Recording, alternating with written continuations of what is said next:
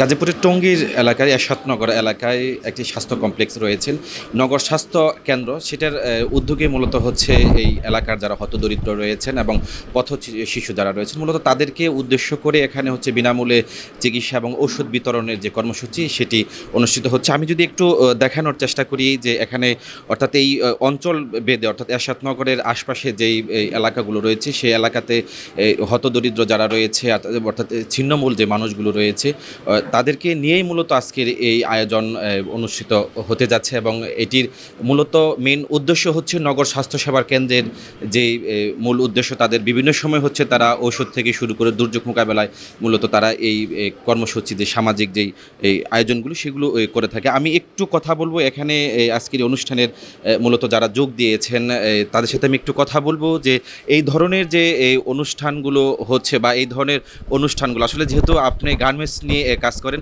তো আমাদের তো যদি বলি গাজীপুরে অনেক শ্রমিক রয়েছে হতদরিদ্র, মানে তাদের জন্য আপনাদের কোনো প্ল্যান বা পরিকল্পনা আছে কিনা? জি, ধন্যবাদ আপনাকে। তো সর্বপ্রথম ইউনাইটেড সাস্টেনেবল ফাউন্ডেশনের মাধ্যমে আসলে এই টাইপের ফাউন্ডেশনগুলোর কাজের মাধ্যমে আমরা দেখতে পাই কিন্তু যে আমাদের সমাজে সবাই সবার জায়গা থেকে কিছু করার জন্য চেষ্টা করছে। আর এই চেষ্টাটার সাথে আমাদের গভর্নমেন্ট হোক, ব্যবসায়ী হোক, আমরা যে যার জায়গা থেকে প্রশাসন হোক, সবাই একাত্মতার সাথে যদি মেলবন্ধন করে কাজটা করি তাহলে রেজাল্টটা এনশিওর করা সম্ভব হবে। আর যেটা বললেন যে শ্রমিকদেরকে নিয়ে যে কাজ করা, যে ফাউন্ডেশনেও কিছু কাজ করছে যে তাদেরকে ভোকেশনাল ট্রেনিংয়ের মাধ্যমে কিভাবে আরও আমাদের যে দেশের যে মানব সম্পদটা আছে এটাকে আপগ্রেডেশন করা সম্ভব হয়। তো এর সাথে আমরা গার্মেন্টস মালিকরাও প্রতিনিয়ত কাজ করে যাচ্ছি, আর ওনাদের মতো ফাউন্ডেশন যদি এগিয়ে আসে আমাদের জন্য কাজ করা আর একটু সহজ হবে।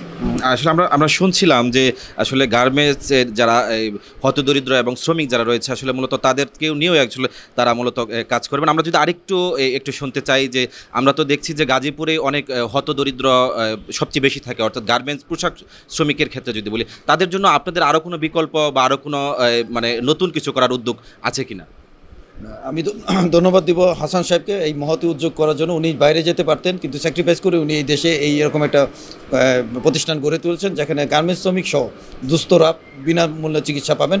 আমি এর সাথে জোরে সবাইকে ধন্যবাদ দিব এবং আমি বিভিন্ন শিল্প উদ্যোক্তাকে বলবো আপনারা এগিয়ে আসেন। আপনারা যদি এই শ্রমিকদের জন্য এই কন্ট্রিবিউশনগুলো করেন, দুস্থদের জন্য এই কন্ট্রিবিউশনগুলো করেন, তারা আমাদের গার্মেন্টস সেক্টরের প্রতি আরও বেশি তারা আমাদেরকে পছন্দ করবে, আমাদেরকে আরও গ্রহণ করবে এবং আমাদের শিল্প সহ আমরা দেশে যে অর্থনীতি অবদান রাখছি সেটাও আমরা ভূমিকা রাখতে পারবো তাদের মাধ্যমেই। সো আমি মনে করি এটার মহতি উদ্যোগ। যেহেতু গাজীপুরে গার্মেন্টস প্রতিষ্ঠান অধিকাংশ এখানে আপনারা জানেন অন্যতম একটা প্রধান হাব গার্মেন্টসের।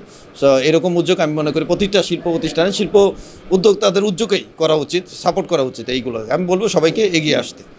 আসলে আমরা শুনছিলাম যে আসলে গাজীপুরে যারা রয়েছে গার্মেন্টস শ্রমিক যারা রয়েছে তাদের জন্য যারা পোশাক শিল্পেতে মূলত যারা রয়েছেন আসলে তাদের সকলকে এগিয়ে আসার জন্যই কিন্তু একটি বার্তা কিন্তু দেওয়া হচ্ছে।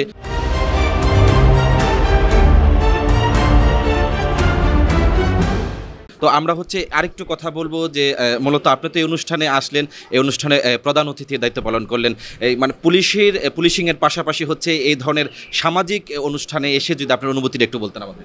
জি ধন্যবাদ। এই যে গাজীপুরের এই এরশাদনগর একটি অত্যন্ত ঘনবসতিপূর্ণ এলাকা। এই এরশাদনগরে প্রায় 1.5 লক্ষ লোক বসবাস করে। এই 1.5 লক্ষ লোকের মধ্যে অনেকেই আছে যে পিছিয়ে পড়া জনগোষ্ঠী।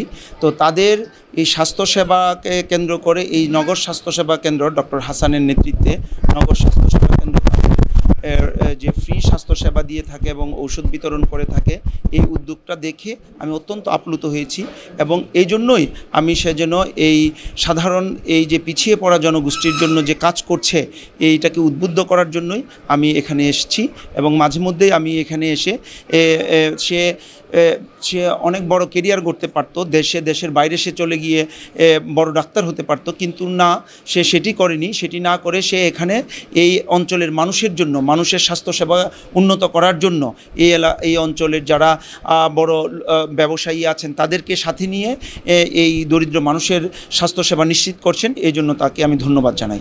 আমরা শুনছিলাম যে আসলে মূলত হচ্ছে যে নগর স্বাস্থ্যসেবা কেন্দ্রের মূলত যিনি উদ্যোক্তা রয়েছেন আসলে মূলত সে নিজেই প্রচেষ্টায় আয়োজন করেছেন, অর্থাৎ দিনব্যাপী যে এই আয়োজনগুলো করেছেন নগর স্বাস্থ্য সেবা কেন্দ্রের যিনি মূলত সে আজকের যে উদ্যোক্তা। একটু আপনি আমাদেরকে বলবেন যে এখানে কি পরিমাণ যারা চিকিৎসা নিতে আসছে বা তাদেরকে বিনামূল্যে চিকিৎসা দিচ্ছেন বা ওষুধ দিচ্ছেন, মানে কি ধরনের সংখ্যাটা হবে বা কেন এই উদ্যোগগুলো আপনারা নিচ্ছেন? একটা ডেন্টাল প্লান্ট আছে এবং আমাদের একটা প্রোগ্রাম আছে যেটা হচ্ছে স্কুল হেলথ প্রোগ্রাম।